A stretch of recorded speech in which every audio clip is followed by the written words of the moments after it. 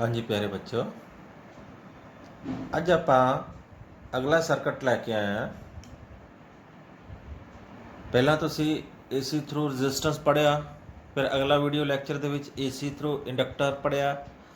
तो ਅੱਜ ਅਸੀਂ ਪੜਾਂਗੇ AC ਥਰੂ ਕਪੈਸੀਟਰ ਓਨਲੀ। ਹੁਣ ਆਪਣੇ ਕੋਲ ਇੱਕ ਕਪੈਸੀਟਰ ਹੈ C, ਜਿਹਦੇ ਵਿੱਚ ਆਪਾਂ AC ਸੋਰਸ ਅਪਲਾਈ ਕੀਤਾ। तो की ਹੁੰਦਾ ਹੈ, ਸਭ ਤੋਂ ਪਹਿਲਾਂ ਤਾਂ ਸਟਾਰਟਿੰਗ ਉਵੇਂ ਹੀ ਹੈ ਕਿ one EMF applied, alternating EMF applied across the capacitor, E the value ਹੋਏਗੀ E0 sin of omega t। ਠੀਕ ਹੈ ਜੀ। ਹੁਣ ਕਪੈਸਿਟਰ ਦੇ ਕੇਸ ਦੇ ਵਿੱਚ ਆਪਾਂ ਪੜ੍ਹਿਆ EMF is equal to Q upon C, charge upon capacitor, V is equal to Q upon C। तो मीन्स Q ਦੀ ਵੈਲਿਊ ਆ ਗਈ, Q upon C ਦੀ ਵੈਲਿਊ ਆ ਗਈ E0 sin of omega t। ਇੱਥੋਂ Q ਦੀ ਵੈਲਿਊ ਆਪਾਂ ਲਿਖ ਸਕਦੇ ਹਾਂ C E0 into sin of omega t। तो EMF ਤੋਂ ਸ਼ੁਰੂ ਕਰਕੇ ਆਪਾਂ ਪਹੁੰਚਣਾ ਕਰੰਟ ਤੇ। तो I क्या ਹੁੰਦਾ, I ਹੁੰਦਾ rate of flow of charge dq upon dt। तो ਡੈਰੀਵੇਟਿਵ ਕਰ ਦਾਂਗੇ ਇਹਦਾ Q the, means C E0 into sin of omega t। तो C E0 बच्चों कांस्टेंट है, डेरिवेटिव के साइन तो बाहर आ जाएगा, d upon dt of sin of omega t। तो sin omega t का डेरिवेटिव होता cos omega t into omega. तो I आ जाएगा C E0 sin omega t का डेरिवेटिव होता cos of omega t into omega, वो ਆਪਾਂ ਅੱਗੇ ਲਿਖ ਲੈਂਦੇ। ठीक है जी। तो फिर आप लिख सकते हैं sine of omega T plus pi by 2, ये कि बराबर होंगे कॉस ऑफ ओमेगा टी। तो कॉस ओमेगा टी लिख सकते हैं sine of omega T plus pi by 2, 90 plus theta sine 90 plus theta cos theta होंगे। मीनस आई की वैल्यू क्या आ गई E0 अपॉन, इनू मैं लिख सकता 1 upon C omega into sine of omega T plus pi by 2। उसी तरह कहते if when I is equal to I0 then sine of omega T plus pi by 2 की वैल्यू मैक्सीमम होएगी कितनी, +1।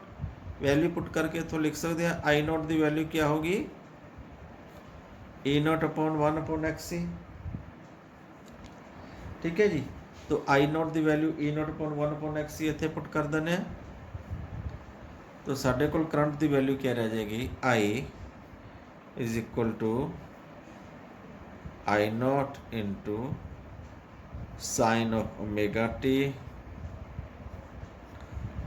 Plus pi by 2। हाँ जी। तो इतों की क्लीयर होया, इक्वेशन नंबर 2 की शो करता है EMF, इक्वेशन नंबर 1 दसदा EMF is equal to E0 sine omega t है। इक्वेशन नंबर 2 की दसदा current is equal to sine omega T plus pi by 2 है। तो मैं लिख सकता current leads by EMF by a phase of pi by 2।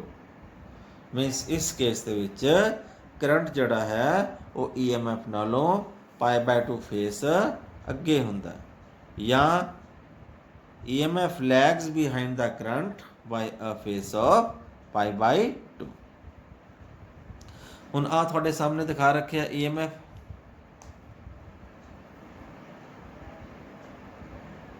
Instantaneous value of EMF sign omega T, क्योंकि sign का ग्राफ है। तो आह कॉस का ग्राफ होना चाहिए क्योंकि इतने कॉस ओमेगा टी सी। तो कॉस का ग्राफ इतों शुरू होएगा बच्चों,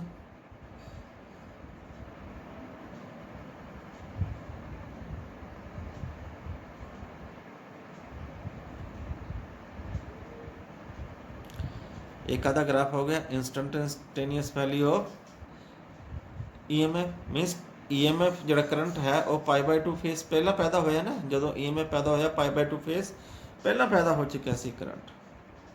ਇਹ ਤੁਹਾਨੂੰ ਫੇਜ਼ਰ ਡਾਇਗਰਾਮ ਦਿਖਾ ਰੱਖੀ ਹੈ। ਕਈ ਵਾਰ ਇੱਕ ਨੰਬਰ ਦੀ ਫੇਜ਼ਰ ਡਾਇਗਰਾਮ ਹੀ ਪੁੱਛ ਲੈਂਦੇ ਆ। ਹਾਂਜੀ, ਆ ਹੈ instantaneous value of EMF E not.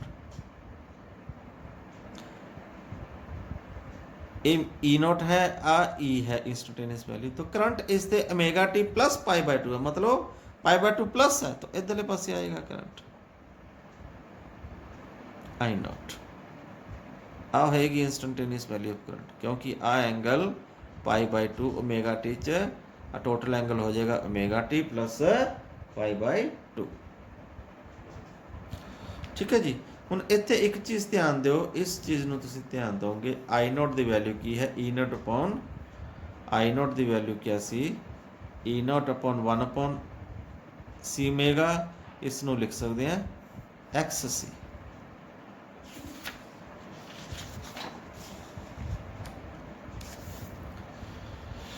तो XC ਦੀ ਵੈਲਿਊ ਕੀ ਆਈ ਆਪਣੇ ਕੋਲ? 1 अपॉन C ओमेगा। ओमेगा है एंगुलर फ्रिक्वेंसी 2π न्यू, जबकि न्यू क्या होंगी है? फ्रीक्वेंसी, नंबर ऑफ साइकिल पर सेकेंड। तो XC की वैल्यू आ जाएगी 1/C इंटू 2π न्यू। ना फॉर DC सर्किट फ्रीक्वेंसी होंगी है 0, XC आ जाएगा 1/0, ये हो जाएगा इन्फिनिटी। फॉर AC न्यू दी वैल्यू है फाइनेट वैल्यू 50 हर्ट्स। तो XC दी वैल्यू आ जाएगी 1/100 πC means finite value, small value. तो मैं लिख सकता कैपेसिटर ब्लॉक्स DC, क्योंकि DC ਇਹਦੇ ਚੋਂ ਲੰਘ नहीं सकता, क्योंकि XC है क्या है? इसनों कहते क्या है? Capacitive reactance. कैपेसिटिव रिएक्टेंस काम वही है जो रेजिस्टेंस करता है। तो कैपेसिटिव रिएक्टेंस कितनी हो जाती है? इन्फिनिटी। तो यूनिट्स क्या होंगे ये? वही जो रेजिस्टेंस दे ने, ओम। ठीक है। तो capacitive reactance DC blocks capacitor blocks DC but offers a very easy path for AC ਨੂੰ बहुत ईजी पाथ ऑफर करता है। ठीक है जी। ਹੁਣ ਇਹਦੀ अगली डेरिवेशन है power supply to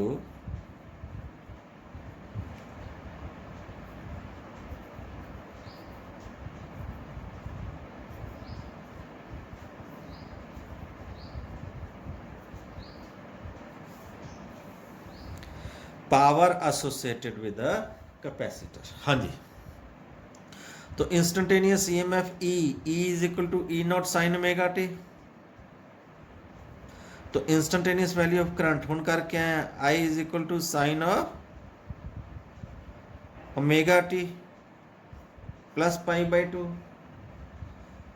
sine omega T plus π/2 तो हो जाएगा cos of omega T.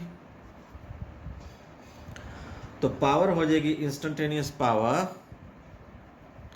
Instantaneous EMF into instantaneous current means E naught I not into sine of omega T into cos of omega T. दो ना multiply करांगे, दो ना divide करांगे, एक ही हो जाएगा, क्योंकि साइन 2 थीटा के बराबर होंदा है 2 sin theta into cos theta. उन्हें आइडेंटिटी लावांगे 2 sin omega t cos omega t के बराबर हो जाएगा E naught I naught upon 2 into sine of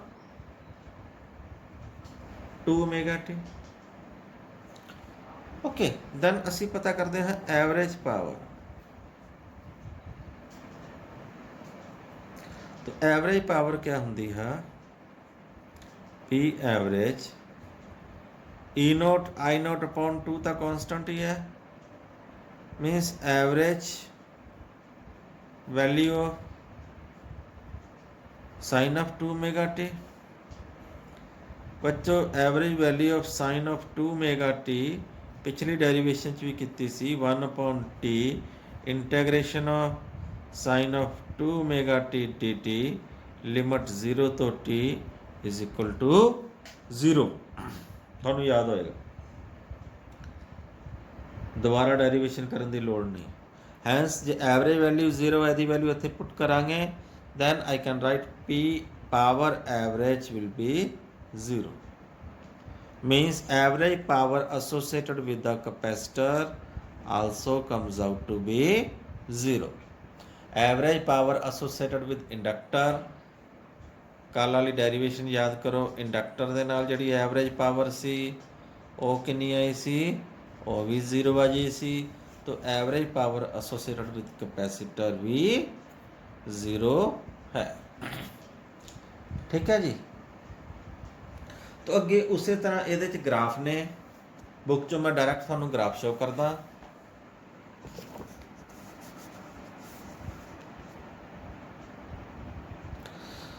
सब तो पहला ग्राफ है पोटेंशियल डिफरेंस का, V वर्सिस T, क्योंकि E is equal to E naught sine omega t है, ये तो वही EMF का ग्राफ बन गया। आह करंट का ग्राफ है, कॉस ओमेगा टी का ग्राफ है। जो तो पोटेंशियल डिफरेंस 0 है, ये मैक्सिमम है, π/2 फेज डिफरेंस है। जो तो पोटेंशियल डिफरेंस मैक्सिमम है, करंट 0 है, एंड जो तो पोटेंशियल डिफरेंस 0 है, करंट नैगेटिव साइड से मैक्सिमम हो जाएगा। ये आ गया ग्राफ करंट का। ਹੁਣ ਇਹਦੇ 'ਚ ਦਿਖਾ ਰੱਖਿਆ ਚਾਰਜ ਦਾ ਗ੍ਰਾਫ। ਹੁਣ ਚਾਰਜ ਕੀ ਹੁੰਦਾ,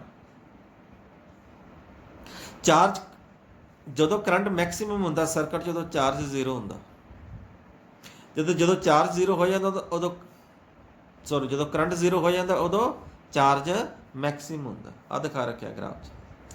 ਜਦੋਂ ਕਰੰਟ ਸਰਕਟ 'ਚ ਮੈਕਸਿਮਮ ਹੈ, ਹਾਲੇ ਕੈਪੈਸਿਟਰ ਚਾਰਜ ਨਹੀਂ ਹੋਇਆ, ਚਾਰਜ ਸ਼ੁਰੂ ਹੋ ਰਿਹਾ।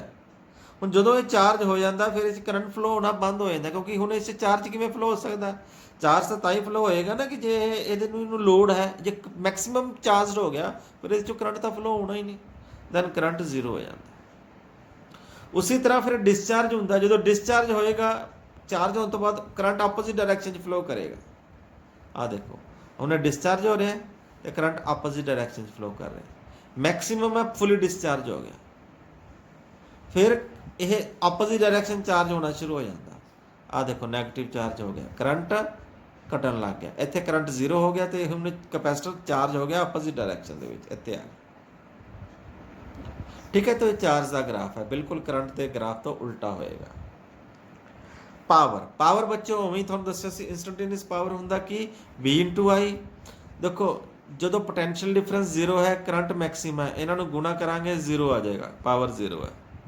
ਇੱਥੇ पोटेंशियल डिफरेंस मैक्सिमम है लेकिन करंट 0 है, इन्होंने दोनों गुना करांगे, पावर इत्थे भी 0 है। इस दोनों दरम्यान इस दे विच पोटेंशियल डिफरेंस भी पॉजिटिव है, करंट भी पॉजिटिव है, जो दोनों गुना करांगे पावर पॉजिटिव आ गया। अगे देखांगे T/4 तो लैके T/2 तक पोटेंशियल डिफरेंस पॉजिटिव है लेकिन करंट नैगेटिव है, इन्होंने दोनों गुना करांगे पावर नैगेटिव आ जाएगा। अगे देखांगे T/2 तो लैके 3T/4 के विच पोटेंशियल डिफरेंस नैगेटिव है, करंट भी नैगेटिव है, इन्हों गुना करांगे नैगेटिव नैगेटिव ना गुना करांगे पॉजिटिव आ जाएगा, पावर पॉजिटिव है। तो ये उस तरह का ग्राफ आ जाएगा पावर का। ठीक है जी, तो उम्मीद है थोड़ा समझ आ गया होएगा। Okay, thank you, have a nice day.